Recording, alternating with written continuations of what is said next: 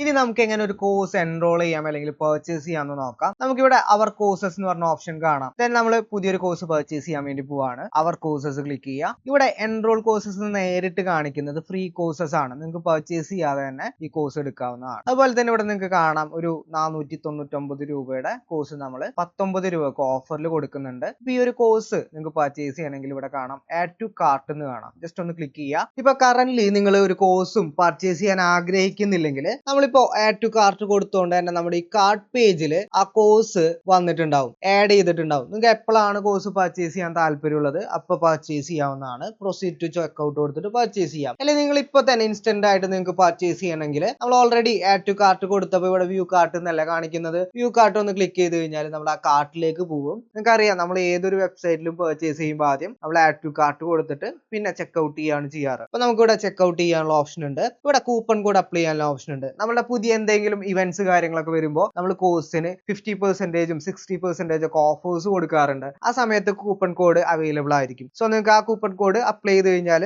വീണ്ടും ഡിസ്കൗണ്ട്സ് കാര്യങ്ങൾ കിട്ടുന്നതായിരിക്കും. ഓക്കെ, താഴെ വന്നു കഴിഞ്ഞാൽ നിങ്ങൾക്ക് പ്രൊസീഡ് ടു ചെക്ക്ഔട്ട് എന്ന് പറഞ്ഞ ഒരു ഓപ്ഷൻ കാണാം. ജസ്റ്റ് ഒന്ന് ക്ലിക്ക് ചെയ്യുക. ഇവിടെ ബില്ലിംഗ് അഡ്രസ് ആണ് ചോദിക്കുന്നത്. നിങ്ങളുടെ ഫസ്റ്റ് നെയിം, സെക്കൻഡ് നെയിം, ഇനി കമ്പനി നെയിം. ഇപ്പൊ കമ്പനിക്ക് വേണ്ടിയിട്ടാണ് കോഴ്സ് എടുക്കുന്നത്. നിങ്ങളിപ്പോ ഫോർ എക്സാമ്പിൾ നിങ്ങളൊരു മാർക്കറ്റിംഗ് കമ്പനിയാണ്. നിങ്ങളുടെ മാർക്കറ്റിംഗ് കമ്പനിയിൽ ഒരു ഡിജിറ്റൽ മാർക്കറ്ററിന് ഒരു ഫ്രഷറിനെ നിങ്ങൾ ഹയർ ചെയ്തു എന്ന് വിചാരിക്കുക. ആൾക്ക് ഇപ്പൊ എന്തെങ്കിലും സ്പെസിഫിക് ആയിട്ടുള്ള കോഴ്സസ് നിങ്ങൾക്ക് കൊടുക്കണമെങ്കിൽ നിങ്ങളുടെ കമ്പനിയുടെ നെയിമിൽ കോഴ്സ് പർച്ചേസ് ചെയ്യാം. ഓപ്ഷണൽ ആണ്.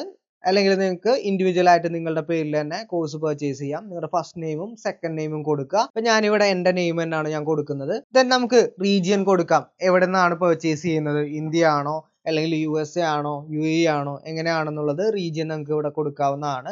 സ്ട്രീറ്റ് അഡ്രസ് ഇവിടെ ഒന്നില്ലെങ്കിൽ കറക്റ്റ് നിങ്ങളുടെ ഹൗസ് അഡ്രസ് കാര്യങ്ങൾ കൊടുക്കാം, അല്ലെങ്കിൽ ജസ്റ്റ് നിങ്ങളുടെ സ്ട്രീറ്റ് അഡ്രസ്. ഇപ്പൊ ഫോർ എക്സാമ്പിൾ എന്റെ സ്ഥലം എന്ന് പറയുന്നത് തൃശ്ശൂരാണ്. ആണെങ്കിൽ തൃശ്ശൂരിന് മാത്രം കൊടുക്കാം. അല്ലെങ്കിൽ തൃശ്ശൂർ കൊടുങ്ങല്ലൂർ എന്ന് പറഞ്ഞ സ്ഥലത്താണ് എന്റെ വീട്. അപ്പൊ വേണമെങ്കിൽ കൊടുങ്ങല്ലൂർ എന്ന് കൊടുക്കാം. പിന്നെ അപ്പാർട്ട് നെയിം കാര്യങ്ങളൊക്കെ ഉണ്ടെങ്കിൽ സ്യൂട്ട് നെയിം കാര്യങ്ങളൊക്കെ ഓപ്ഷണൽ ആണ്, വേണമെങ്കിൽ കൊടുക്കാം. ഇപ്പൊ ടൗൺ ഞാൻ തൃശ്ശൂരിൽ നിന്നാണ് കൊടുക്കുന്നത്. നിങ്ങളുടെ ടൗൺ അല്ലെങ്കിൽ സിറ്റി ഏതാണ് അവിടെ കൊടുക്കുക. സ്റ്റേറ്റ് കൊടുക്കുക. ഇവിടെ കേരള എടുക്കുന്നുണ്ട്. എല്ലാ സ്റ്റേറ്റ്സും അവൈലബിൾ ആണ്. പിൻകോഡ് അതായത് പോസ്റ്റൽ കോഡ് ആണ് ചോദിക്കുന്നത്. ഞാൻ പോസ്റ്റൽ കോഡും ഇവിടെ കൊടുക്കുന്നുണ്ട്. നിങ്ങളുടെ ഫോൺ നമ്പർ കൊടുക്കാൻ പറയുന്നുണ്ട്. ഞാനിവിടെ നമ്മുടെ ഫോൺ നമ്പറും കൊടുക്കുന്നുണ്ട്. ദെൻ നമ്മളുടെ മെയിൽ അഡ്രസ് കാര്യങ്ങൾ ഇവിടെ ചോദിക്കുന്നുണ്ട്. നിങ്ങൾക്ക് പുതിയ കോഴ്സിനെ കുറിച്ചുള്ള കാര്യങ്ങൾ നോട്ടിഫിക്കേഷൻസ് ഒക്കെ മെയിൽ ആയിട്ട് വരണോ വേണ്ടെന്ന് ചോദിക്കുന്നുണ്ട്. അങ്ങനെ എന്തെങ്കിലും ഡിസ്കൗണ്ട് കാര്യങ്ങളൊക്കെ നിങ്ങൾക്ക് ഇൻസ്റ്റന്റ് ആയിട്ട് അറിയണമെങ്കിൽ ഇതൊന്ന് ചെക്ക് ചെയ്തതിനു ശേഷം നിങ്ങൾ എന്ത് ചെയ്യുക, ഇവിടെ പ്ലേസ് ഓർഡർ എന്ന് പറഞ്ഞ ഓപ്ഷൻ ഉണ്ടാവും. ഇവിടെ ടോട്ടൽ കോഴ്സിന്റെ എമൗണ്ട് കാര്യങ്ങളൊക്കെ കാണിക്കുന്നുണ്ടാവും. ദെൻ പ്ലേസ് ഓർഡർ കൊടുക്കുക.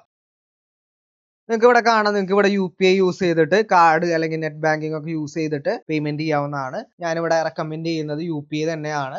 UPI ക്ലിക്ക് ചെയ്തിട്ട് ഇവിടെ ഒന്നിൽ UPI ID കൊടുക്കാം. ഗൂഗിൾ പേ എന്നുള്ള ഓപ്ഷൻ ക്ലിക്ക് ചെയ്യുകയാണെങ്കിൽ നിങ്ങളെ ഗൂഗിൾ പേയിലേക്ക് റീഡയറക്ട് ചെയ്യുന്നതായിരിക്കും. നെറ്റ് ബാങ്കിങ് ഉണ്ട്, വാലറ്റ്, അങ്ങനത്തെ ഓപ്ഷൻസ് ഒക്കെ ഉണ്ട്. UPI കൊടുക്കുകയാണെങ്കിൽ ഇവിടെ UPI ID കൊടുക്കുക. നിങ്ങൾ ഗൂഗിൾ പേ അല്ലെങ്കിൽ ഏത് UPI ആണ് യൂസ് ചെയ്യുന്നത് അതിന്റെ UPI ID കൊടുത്ത് വെരിഫൈ ചെയ്യാൻ പേ കൊടുത്തു കഴിഞ്ഞാൽ നിങ്ങൾക്ക് പേയ്മെന്റ് ചെയ്യാവുന്നതാണ്.